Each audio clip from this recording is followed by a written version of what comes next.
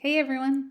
This week in our weekly wisdom, I want to talk a little bit about overeating because so often I hear this word used in negative connotation, and we feel a lot of feelings of guilt and shame around the word of overeating.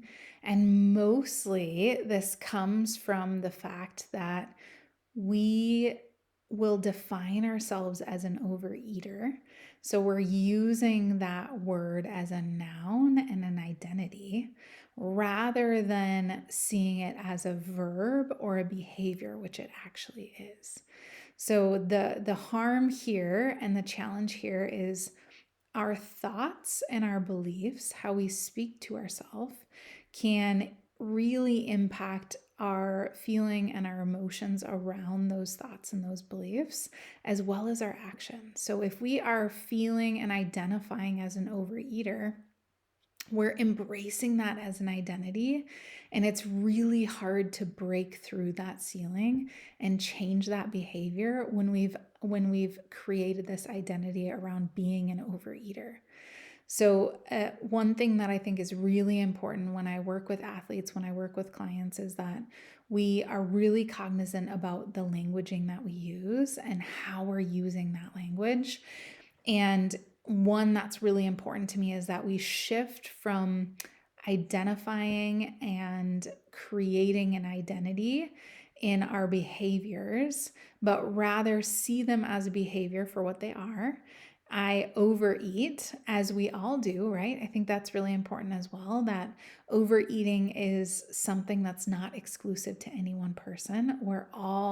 We all have those moments where we overeat, and it's not necessarily a bad thing. It might be that that food or that cake or whatever it was just tasted so good, and we intentionally wanted to eat maybe beyond that feeling of comfort and even into a little bit of that feeling of discomfort, right?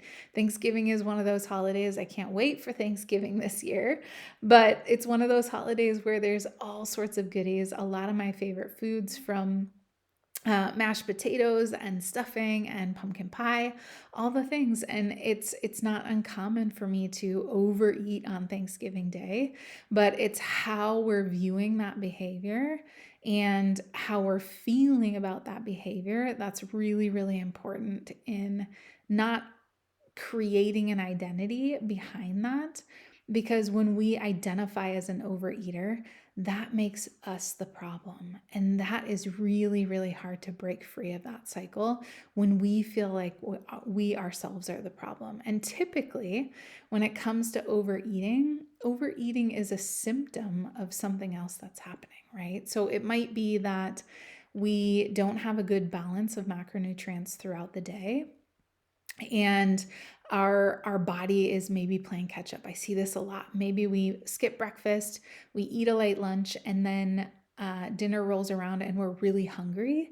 And it's really challenging not to overeat in that situation because our body is so stinking hungry, right? So it could be a nutrient timing piece, it might be a nutrient balance piece. It might be that we're using food symbolically, right? So sometimes food, when we eat food, we feel relaxed and we get pleasure, right? So sometimes we use food as a little bit of an escape from an emotional world or emotional turmoil that we're trying to avoid. And so there's a lot of different ways that we use food. And I think it's really important that we recognize that overeating is not necessarily the problem. Oftentimes it's the symptom, or how we are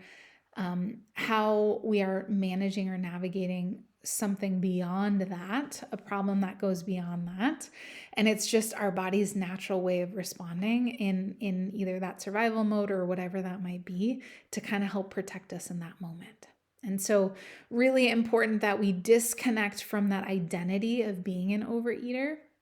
Yes, we all overeat at times, but you'll notice that when we use that in a sentence, it's actually being used as a verb or a behavior.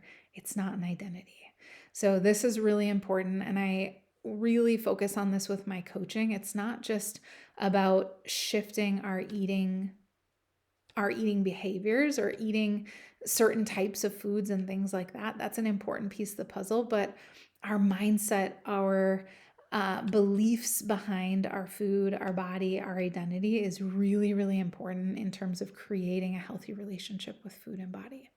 So I would love to invite you to let go of the identity of being an overeater and embrace that overeating is a behavior. I want it to be used as a verb rather than as a noun. And remember that there's always a beautiful reason for why we might be taking action in the way that we're taking action. And so if you find yourself overeating, just get curious and recognize what might be coming up. One term I really like to use is, what else might I be hungering for in that moment? Because typically food might become that symbolic substitute of something that we need that's more beyond the food. But in that moment, we're leaning on food because it's giving us that sense of comfort. And another thing with overeating is that we think that we need more willpower or we need to have more control over our appetite. And we've talked about this in prior videos, but appetite is totally natural and it's important for life and survival, right? We need food to survive. And so, this idea of feeling guilty or feeling like we want to suppress our appetite, something that we need to survive, we don't have that feeling with keeping hydrated or that same feeling with breathing, right? We're not afraid of breathing. We know that we have to breathe in order to survive. But in our diet culture and all of the messaging that's out there, there has created a little bit of fear around our appetite. And so we often believe that we don't want to have that appetite. Appetite is a bad thing because we feel that if we can eat less, it's going to help us achieve our goals. And we really have to be in control of those eating situations. And sometimes it's that control that actually causes us to feel out of control and less connected to that body wisdom. Because when we are in a very strict environment and we're feeling like we need this rigid approach, then ultimately at the end of the day, there's a really good chance that your body and your mind is going to kind of break free of that and go in the opposite direction at some point, right? So if we say we can't have ice cream, chances are there's going to be a building desire to have that ice cream. And rather than just sitting and enjoying and savoring every bite of a small bowl of ice cream, it might be eating a whole container of ice cream because we've felt so restricted.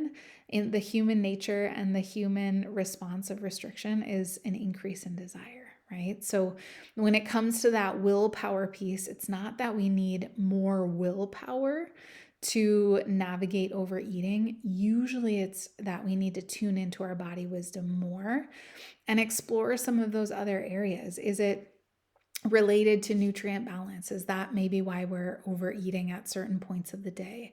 Is there a life dimension connection? There's something going on in life that's creating a stressor or a tension, and food is a little bit of our opportunity to release some of those emotions, that emotional tension that we're experiencing.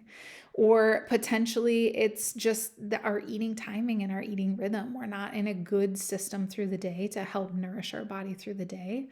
And we're getting beyond that point of feeling of hunger on that hunger and fullness scale. And then we're ending up on the opposite end, feeling overly full and uncomfortable at that point. So that is my message for this week. I really, really want you to focus on the language and how you're speaking about yourself and about food, and make sure that we are not giving ourselves the identity of being an overeater. We might overeat, but you're not an overeater. So releasing that identity is going to help you release that guilt and shame when it does come to overeating. Because remember, you are not the problem. It's not you. It's situational. There's all these other things that might be leading to that overeating.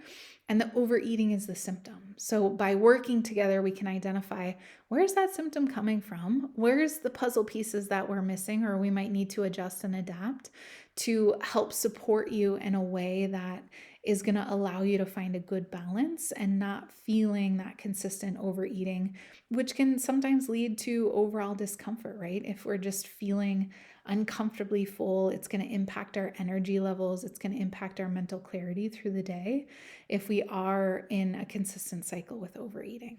So it's not that it's a bad thing, it happens to all of us, so it's important to recognize that.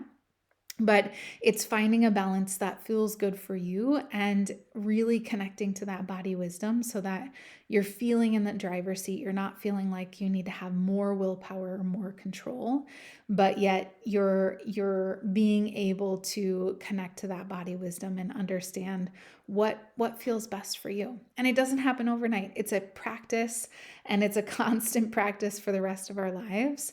In order to know what is enough, we have to know what is too much, right? So giving yourself that grace and definitely that self-compassion is really important.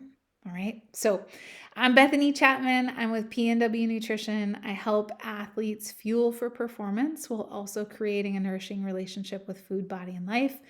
If you're struggling with overeating and you would like to connect and discuss this a little bit deeper, please don't hesitate to reach out. I'm here to support. Thank you.